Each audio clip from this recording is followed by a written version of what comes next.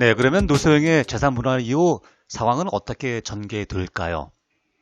분명한 것은 소버린 사태와는 확연히 다를 것입니다. 물론 노소영 아트센터 나비 관장이 기업 경영에 적극적으로 나선 적이 없으므로 지분만을 확보한 이후에 그룹에 특별한 요구를 하지 않을 수도 있습니다. 하지만 탐욕이 가득한 인간 사회가 어디 그런가요? 본인은 가만히 있어도 주위에서 꼬드기고 설득해서 결국은 모종의 행동을 취하게 될 것으로 예상합니다. 일단 노소영의 재산 분할 요구를 재판부가 그대로 수용, 판결했을 경우를 가정하면 SK의 지분 구조는 다음과 같이 바뀝니다.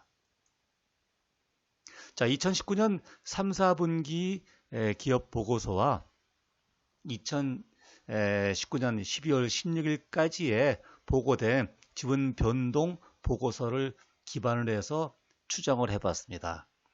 최태원 회장의 지분은 현재 18.44%에서 10.64%로 낮아집니다. 그리고 노소영은 기존의 지분 0.01%에서 최태원에서 받은 재산 분할 주식을 합하면 지분은 7.81%가 됩니다. 최태원의 여동생인 최기원 이사장은 6.85%, 기타 특수관계인 지분은 4.33%입니다. 자사주라고 불리우는 자기 주식은 현재 25.66%가 있습니다.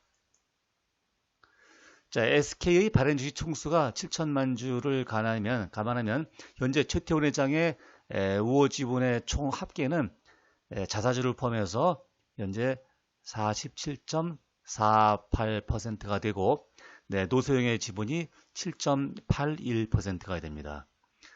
자, 재산 분할의 경우에는 세금을 내지 않습니다. 그래서 노소영은 한 주도 팔 필요가 없고 이 지분은 그대로 유지가 되게 됩니다. 자사주는 유통주식수에서 제외되는 것이 원칙이나 경영권 분쟁이 시작되면 그 주식을 우호 세력에게 매각하고 그 주식에 바로 의결권이 부활됩니다. 따라서 경영권 분쟁을 가정할 경우 유통주식수에 포함하는 것이 맞습니다. SK그룹에는 SK텔레콤, 하이닉스 등 돈이 많은 기업이 여러 개 있으므로 바로 백기사로 등장할 가능성이 100%로 보시는 것이 맞습니다. 자사주 매각과 백기사의 등장을 가정하면 최태원 특수관계인의 총 지분은 42.48%가 됩니다. 다시 말해서 재산 분할 전의 우호 지분은 총 50.28%로 적대적인 M&A가 불가능했습니다. 그런데 노소영이 지분 확보 이후 이 숫자가 42%대로 낮아지면서 경영권이 위험에 노출되게 됩니다. 여기에서 변수로 등장할 수 있는 것이 최태원 회장의 여동생인 최기원 행복나눔재단 이사장입니다. 지분 6.85%를 보유하고 있는 그녀의 마음먹기에 따라 그룹의 경영권 구도는 바뀔 수도 있는 모양새입니다. 지금까지 잘 지내왔다고 해서 앞으로도 그럴 것으로 예측하는 것은 순진한 생각입니다.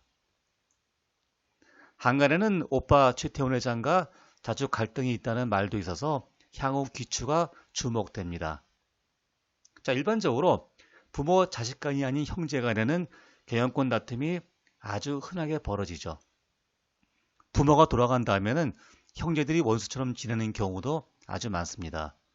삼성이나 롯데, 한진그룹 등의 대기업에서 우리는 그런 문제를 많이 보아왔습니다. 여기에 2003년의 소버린과 같은 외국의 헤지펀드가 가세하면 일은 복잡해집니다. 노소영의 처지로서는 남편이 수년간 자신을 아내로 인정하지 않았고 혼의 자식까지 낳았으므로 상당한 모욕감을 느꼈을 것입니다. 재판이 끝나고 본인의 몫을 확보한 상태에서 외부에 M&A 유혹이 있다면 그녀가 마다할 이유가 없습니다. 해외 헤지펀드가 소버린과 같이 15% 지분을 확보하고 최기원 이사장이 노소영 측에 가담한다면 양측의 지분은 다음과 같이 됩니다.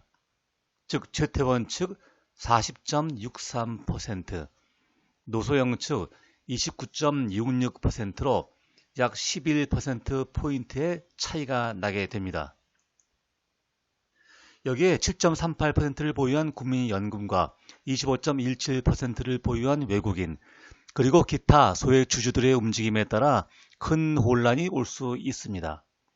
물론 완전한 개헌권 탈취는 쉽진 않습니다.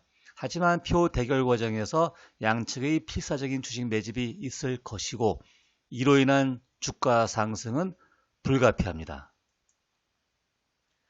SK그룹의 경영 환경이 나빠지고 있는 현실도 최태원 의장에게는 불리합니다.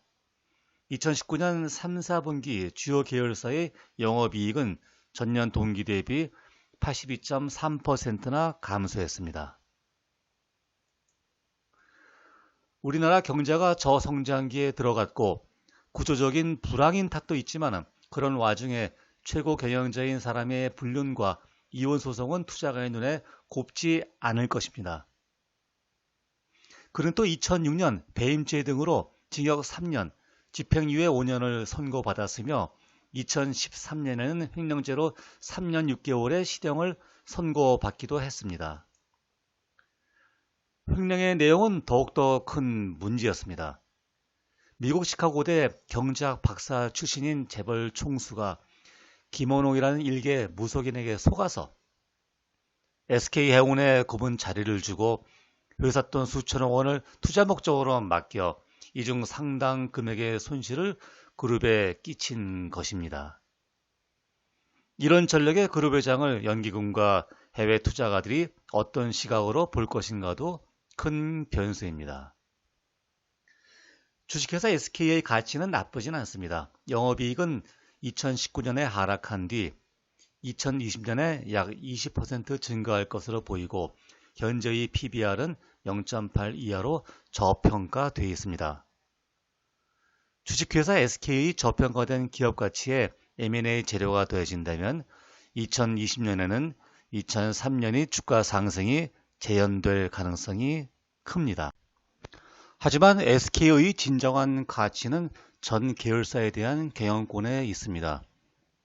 단순히 연결 재무제표에 나오는 수익과 자산 가치와는 비교할 수 없는 그룹의 경영권 장악이 주식회사 SK라고 하는 홀딩 컴퍼니의 진정한 숨겨진 가치입니다.